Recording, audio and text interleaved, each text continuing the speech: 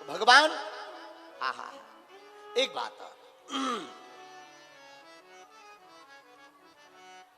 आइए आइए जय जय जय आइए आइए पूज्य महाराज जी का आगमन हो गया है। पधारिए श्री सीताराम आओ जय जय जय आओ श्री सीताराम जय जय दंडवत दंडवत श्री राम जय राम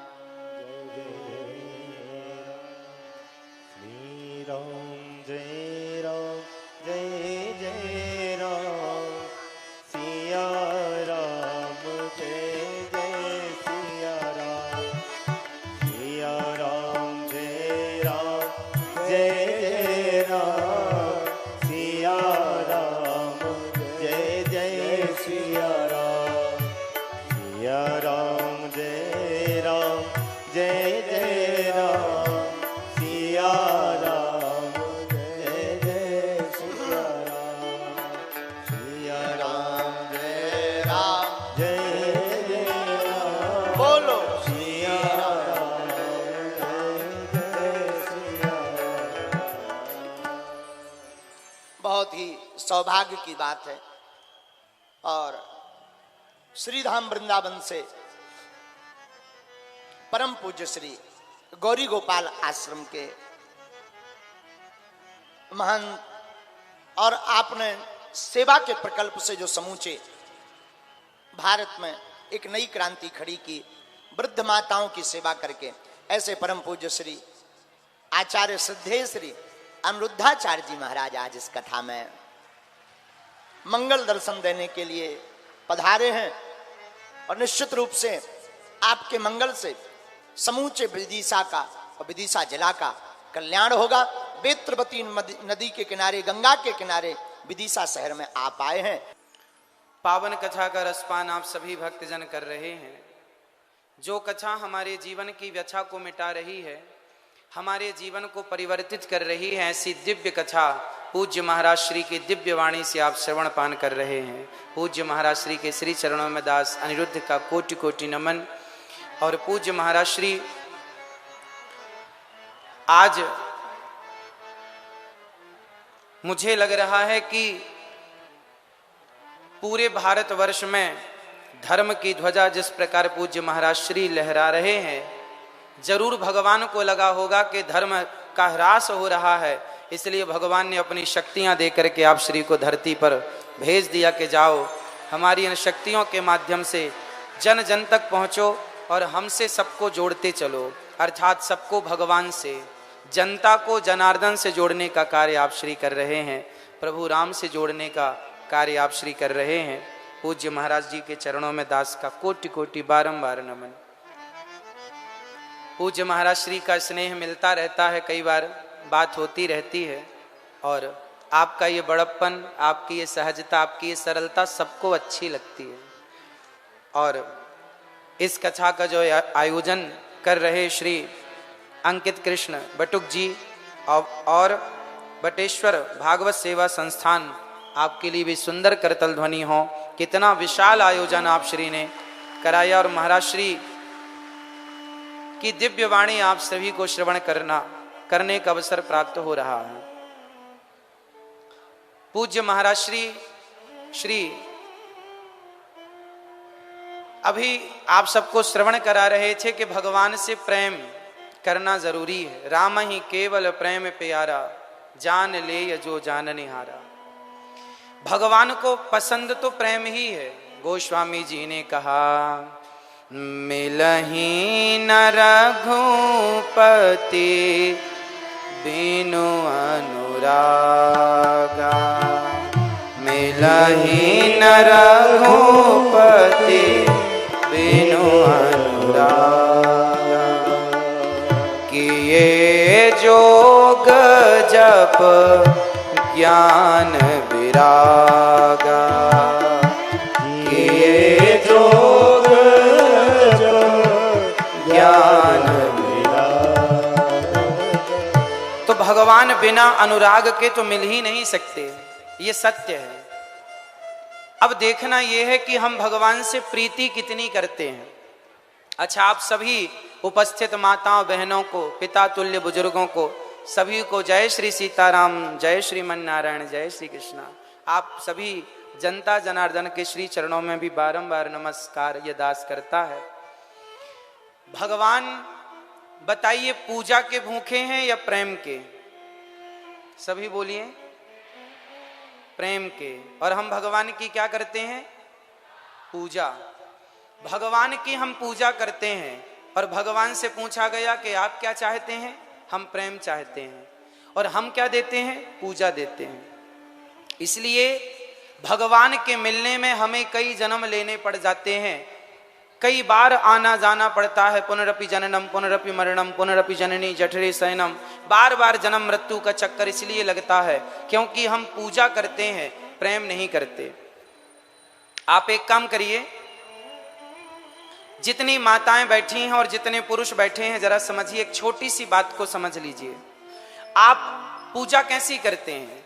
भगवान के गले में हार, एक नारियल और धूप बत्ती, और भगवान को यथा शक्ति आप द्रव्य दक्षिणा प्रदान कर देते हैं। अब जो पूजा हम भगवान की करते हैं, सेम यही पूजा आप एक काम करना, अपने पति और अपनी पत्नियों की करना। आप अपने पति को एक माला पहनाओ, एक मिठाई का डिब्बा रखो, धूप बत्ती जला के आरती उतारो। आप पूजा करो पति की, हार चढ़ाओ पति को, मिठाई का डिब्बा चढ़ाओ, सब चढ़ाओ पति को, और प्रेम करो पड़ोसी से। चलेगा? हाँ या ना? चलेगा? अब आप अपनी पत्नी को मिठाई का डिब्बा दें, हार चढ़ाएं, पुष्प चढ़ाएं, आरती उतारें पत्नी की और प्रेम करें पड़ोसन से, चलेगा? नहीं। प्रेम, आपकी पत्नी आपसे प्रेम चाहती है, आपका पति आपसे प्रेम चाहता है, आपका पुत्र आपसे प्रेम चाहता है, वो आपसे पूजा नहीं चाहता। वो आपसे क्या चाहता है? जोर से सही बताइए। आप एक नारियल, एक मिठाई का डिब्बा और एक हार लेकर के खुश हो जाएंगे अपने पति या अपनी पत्नी से? और अपनी पत्नी अपने पति को ये इजाजत दे देंगे कि जाओ पूजा हमारी करो, प्रेम किसी और से करो? क्या ये इजाजत है आपके पास? हाँ या ना में उत्तर दीजिए। नहीं। उसी तरह अब यही व्यवहार हम भगवान से करते हैं। पूजा सवेरे से शाम तक भगवान की करते हैं और प्रेम संसार से करते हैं। भगवान ने कब कहा कि हमारी पूजा करो? भगवान ने तो सिर्फ यही कहा कि हमसे प्रेम करो। हम प्रेम के बल पर मिलते हैं। राम ही केवल प्रेम प्यारा। केवल प्रेम हमसे किया जाए, सच्चा प्रेम भगवान से किया जाए। किस तरह? गोपियों की तरह। गोपियां भगवान से क्या करती हैं? प्रेम करती हैं। और प्रेम कितना अद्भुत! जब भगवान श्री कृष्ण वृंदावन छोड़कर मथुरा गए तो मथुरा से वृंदावन बहुत दूर नहीं है, अधिक से अधिक 10 किलोमीटर, 12 किलोमीटर पैदल कोई जाएगा, सुबह जाए तो शाम तक मिल करके खूब आराम से वापस आ जाएगा। पर गोपियां सालों तक रोती रहीं। 10 किलोमीटर दूर कृष्ण थे, यदि प्रेम करती थी गोपियां तो जाकर मिल क्यों नहीं लिया गोपियों ने? जानते हैं क्यों नहीं मिली? क्योंकि गोपियां भगवान से प्रेम करती हैं। पूजा करती तो शायद जाके मिल लेती, पर वो तो प्रेम करती हैं। और प्रेम जानते हो क्या है? प्रेम कहता है तत्सुख सुखित्वम, अपने प्रियतम के सुख में ही, जो अपने सामने वाले के सुख में ही जो अपना सुख देखे, वही प्रेम होता है। गोपियां कहती हैं कि कृष्ण के पास यदि मैं चली गई और कृष्ण के सुख में मेरे जाने से कोई बाधा पड़ी तो मेरे प्रेम का क्या? इसलिए यदि वो मेरे बिना खुश है तो मैं उसे देखूंगी भी नहीं। यदि वो मेरे देखे बिना, मुझे देखे बिना खुश है तो तुम वहीं रहो, मैं यहीं रहती हूं। ये प्रेम है। प्रेम मीन्स समर्पण। प्रेम मतलब समर्पण। समर्पण का नाम प्रेम है। इसलिए सुनि केवट के बैन प्रेम लपेटे अटपटे विह से करुणा ऐन चितई जानकी लखन तन। क्या लिखा है गोस्वामी जी ने? केवट के द्वार पर जब भगवान आए तो केवट ने पूजा नहीं की, प्रेम से कहा कि प्रभु आप अपने चरणों को धुला लीजिए, और यदि नहीं धुलाएंगे तो मैं आपके पिता की सौगंध खाता हूं, मैं आपको पार नहीं लगाऊंगा।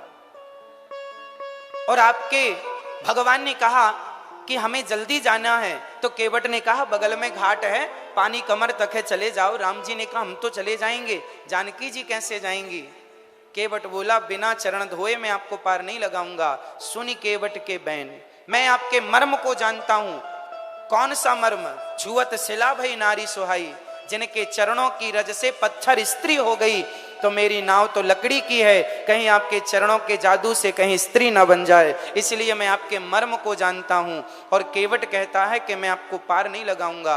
केवट ने भगवान की पूजा की या भगवान से प्रेम किया? उत्तर दो आप सब। केवट ने भगवान की पूजा की या प्रेम किया? आप, इसका मतलब यह नहीं है कि भगवान की पूजा नहीं करनी, पूजा करना है, पर पहले प्रेम फिर पूजा। आप क्या करते हैं? सिर्फ पूजा नहीं, हम भगवान से प्रेम करें, और जब प्रेम होगा तो भगवान प्रेम की पूजा को स्वीकार करने आएंगे। और विदुरानी प्रेम से छिलके खवाएंगी तो ठाकुर जी छिलके खाएंगे, प्रेम से विदुरानी बेर खवाएंगी तो राम जी बेर खाएंगे, प्रेम से सुदामा सूखे तंडुल चावल खवाएंगे तो भगवान चावल खाएंगे। पूजा बाद में स्वीकार करेंगे। यदि प्रेम है तो हर पूजा स्वीकार है, और प्रेम नहीं है तो किसी पूजा को।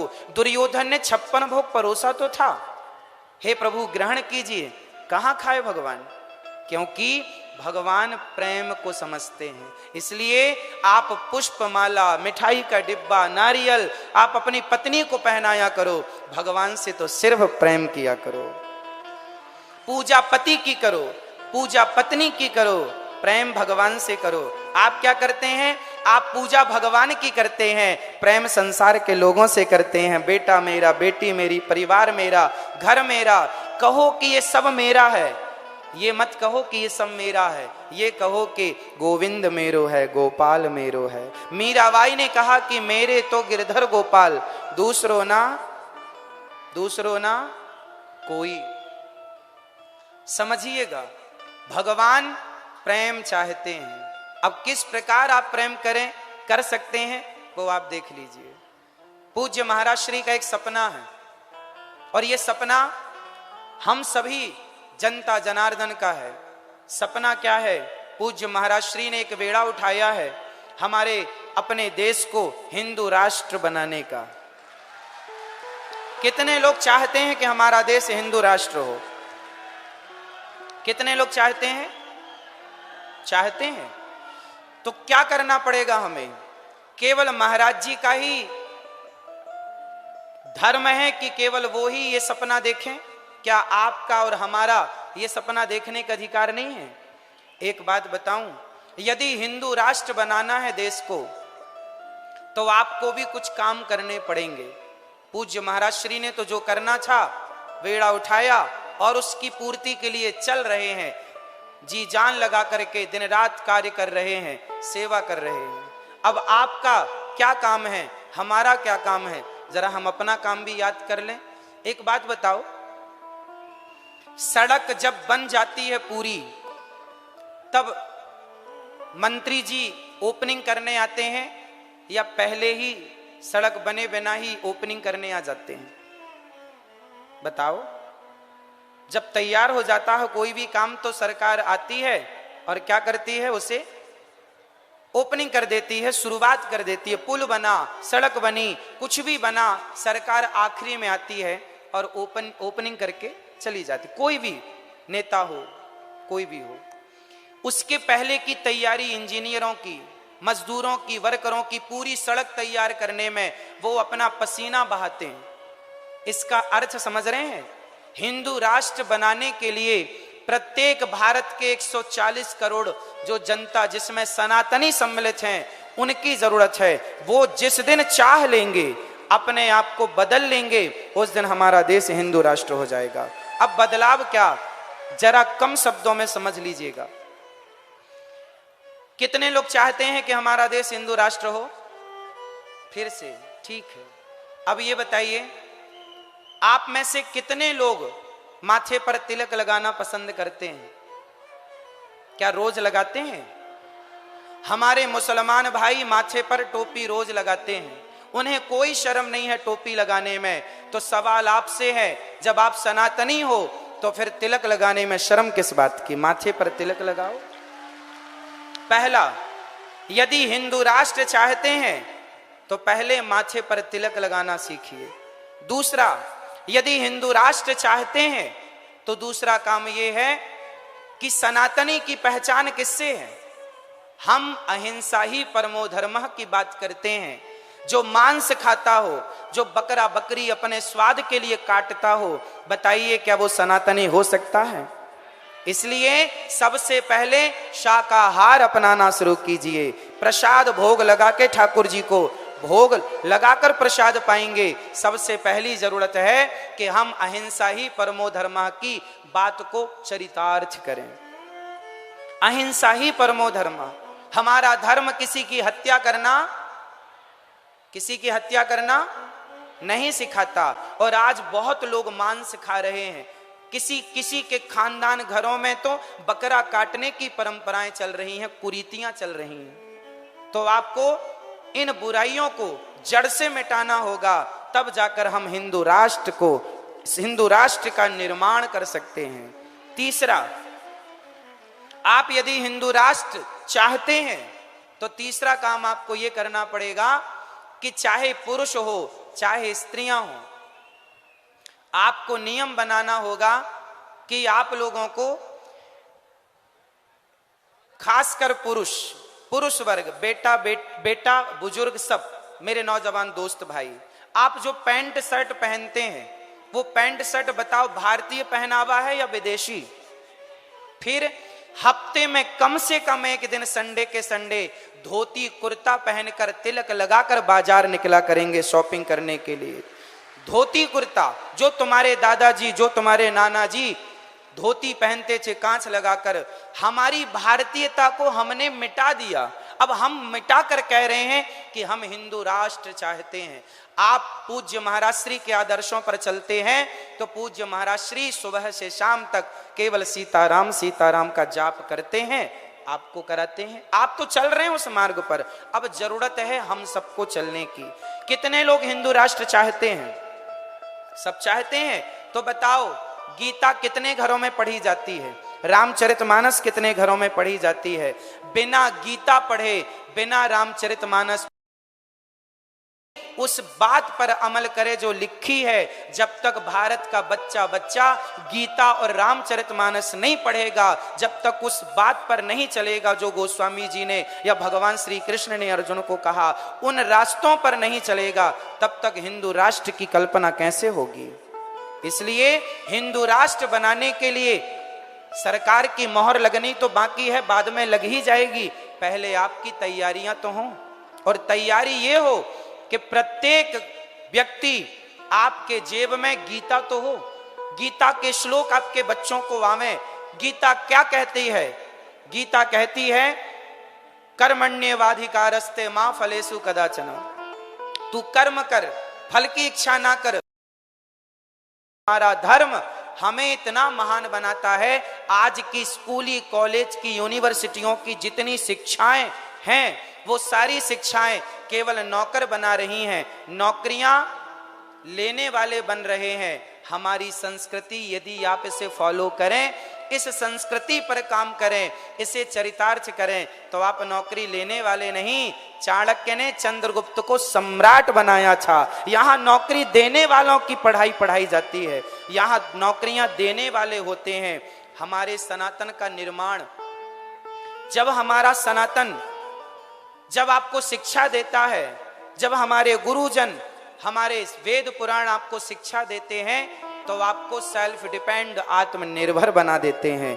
किसी के टुकड़ों पर पलने की जरूरत नहीं है आपको। यदि सनातनी हो तो आपको आज से ही अपने कुछ चीजों को बदलना पड़ेगा। सबसे पहले स्वभाव बदलना पड़ेगा। कितने लोग आज से तिलक लगाएंगे अपने मस्तक पर? तिलक लगाना सीखिए। सनातनी हो ना, लगाओ। शर्म किस बात की? झूठ बोलने में लोगों को शर्म नहीं आती, छल कपट करने में लोगों को शर्म नहीं आती, तो हमें तिलक लगाने में किस बात की शर्म? गुड मॉर्निंग, गुड आफ्टरनून ना बोलकर क्या हम श्री सीताराम नहीं बोल सकते? क्या जय श्रीमन्नारायण नहीं बोल सकते? हम अपनी परंपराओं को हम बचाएं। हिंदू राष्ट्र का सपना पूज्य महाराज श्री ने देखा है और हम सबको मिलकर इस सपने को साकार करने के लिए अपने को बदलना पड़ेगा। और जिस दिन हम बदल गए ना तो सरकारें अपने आप इस पर मोहर लगा देंगी कि अब देश हिंदू राष्ट्र होना चाहिए। आखिरी मोहर सरकार की। तो आप श्री पूज्य महाराज श्री पूज्य बागेश्वर वाले महाराज जी पूज्य श्री धीरेन्द्र कृष्ण शास्त्री जी के श्री चरणों में यह दास कोटि कोटि नमन करता है। और आपका ये वेड़ा अत्यधिक सराहनीय है। सनातन की सबसे बड़ी सेवा आपके द्वारा हो रही है। हम यूं ही आपके साथ हैं और हम सभी भारतवासी कितने लोग अपने आप से शुरुआत करेंगे, बदलाव अपने से शुरू करेंगे। पूरे विदिशा में झाड़ू लगाना एक व्यक्ति को जिम्मेदारी दी जाए कि पूरे विदिशा में झाड़ू लगाओ, तो एक व्यक्ति के वश का नहीं है। लेकिन विदिशा का प्रत्येक व्यक्ति यदि अपने अपने द्वार को, अपने अपने घर की सड़क को आगे साफ कर ले तो पूरा विदिशा स्वच्छ हो जाएगा। बदलाव खुद से होगा, परिवर्तन स्वयं से होगा। यदि हम अपने आप को बदल लेंगे तो समाज बदल जाएगा, और समाज बदलता है ना तो क्षेत्र बदल जाता है, और क्षेत्र के बदलने से राज्य बदलते हैं, और राज्य के बदलाव से देश बदल जाता है, और देश बदल जाए तो दुनिया का ध्यान उस देश की ओर आकर्षित होता है जिस देश की संस्कृति सबसे श्रेष्ठ हो। और सबसे श्रेष्ठ संस्कृति वाला देश पूरी दुनिया में कोई है तो भारत ही है। बोलिए भारत माता की। पूज्य महाराज श्री के श्री चरणों में बारंबार नमन। आप सभी माताओं, बहनों, भक्तजनों को बारंबार नमन। सबके श्री चरणों में दास सभी की चरण धूली माथे पर सजा रहा है, सभी को बारंबार नमन। कथा में विघ्न बनकर ये दास पहुंचा है और पूज्य महाराज श्री की दिव्य अमृतमयी वाणी हम श्रवण कर रहे थे, और पूज्य महाराज श्री के सपने को साकार करने के लिए हम सभी कंधे से कंधा मिलाकर चल रहे हैं। पूज्य महाराज श्री का दर्शन करके आज दास कृतार्थ हुआ। आपके श्री चरणों में कोटि कोटि नमन।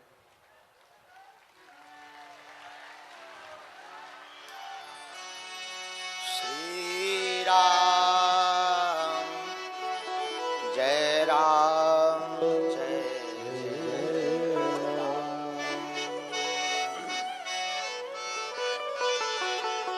परम पूज्य आप वर्तमान में श्रीधाम वृंदावन में जो नियमित सेवा कर रहे हैं, अन्य क्षेत्र की वृद्ध माताओं की आपकी वाणी, आपकी कृपा और आपकी ब्रज की सेवा बड़ी ही सराहनीय है।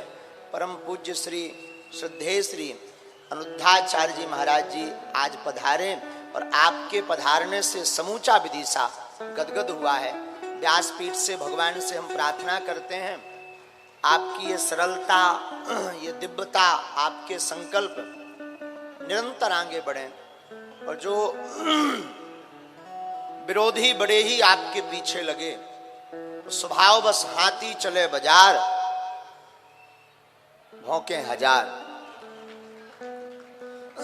अभी हमको मीडिया के माध्यम से जानकारी मिली कि किसी ने आपको एक पत्र भेजा, आश्रम में डाला कि आप अगर करोड़ों रुपए नहीं देंगे तो बम से उड़ा देंगे आपके आश्रम के लिए। हम महाराज जी से प्रार्थना करेंगे, गीदड़ों की भपकियों से शेर डरता नहीं है। ये गीदड़ है महाराज जी, बने रहते हैं, हमारे भी पीछे कई लगे रहते हैं, ऐसा कर देंगे वैसा कर देंगे। हमने कहा कभी सामने आना तब बताएंगे कैसा कर देंगे। और आप जहां वृंदावन में रहते हो उस ब्रज के ऊपर जब संकट आया तो वही कृष्ण कन्हैया गिरधारी बने हैं, और आप उसी ब्रज क्षेत्र में रहते हैं। और हमें अपने ठाकुर पर भरोसा है, जो पत्र भेजने वाला है वो एक दिन सामने भी आएगा। और ऐसी चीजें तो चलती रहती हैं। आपके रक्षक स्वयं श्री जगन्नाथ हैं, स्वयं श्री माधव गिरधारी हैं, आपको डरना नहीं है। बागेश्वर पीठ आपके साथ है, हम ऐसे लोगों की ठटरी बार करके रहेंगे। आप बिल्कुल चिंता मत करो, ना बिल्कुल घबराओ। देख न सके पराई विभूति, ऊंच निवास नीच करतूती। हम ऐसे लोगों से यही प्रार्थना करेंगे, हे मानव और हे दानव, आपने कहा कि करोड़ों रुपए दे दो, तुम्हारे बाप के यहाँ है, या तुम्हारा राज है? इस देश में सरकार है, कानून है, संविधान है, व्यवस्था है, सुरक्षा है, और भगवान का भी संविधान है। दूसरी बात, आप जो कर रहे हैं मानवों की सेवा, वृद्ध माताओं की सेवा, उनके लिए भोजन की व्यवस्था, आवास की व्यवस्था, आपको तो सहायक होना चाहिए। हे मानव श्रेष्ठ, जो आप उस सहायक की जगह बाधक बन रहे हो, साधक नहीं बन सकते तो बाधक तो मत बनो। लेकिन महाराज जी आदि काल से ही कालनेमी होते रहे, इनका उद्देश्य और कुछ नहीं होता है, मन को विचलित करना होता है। आप भयभीत ना हो। हम भगवान बागेश्वर बालाजी, हम तो कुछ नहीं जानते, मूर्ख आदमी है, लेकिन बालाजी और श्री सन्यासी बाबा के चरणों में प्रार्थना करते हैं कि भगवान बागेश्वर बालाजी आपको दीर्घायु दें, और जहां भी आपको जरूरत पड़े, अब पड़े क्या, आपको बोलने की आवश्यकता ही नहीं है भाई, बोल करके कोई सहयोग करे तो क्या मतलब का, हम आपके साथ हैं। आपके ऊपर कोई इस प्रकार की आंच आएगी तो सबसे पहले हम आगे खड़े हैं और ऐसे लोगों की ठटरी बार देंगे,